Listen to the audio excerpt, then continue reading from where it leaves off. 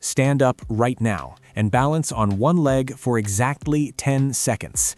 If your foot touches the floor before time is up, your risk of a sudden mobility collapse and losing your physical independence has skyrocketed. We can fix this, but you must take the test first. Stand up. Lift your foot off the floor right now.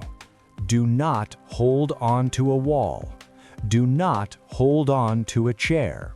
Your 10 seconds begins now.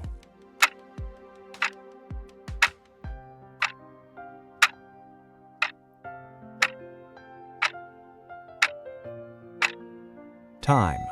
Put your foot down.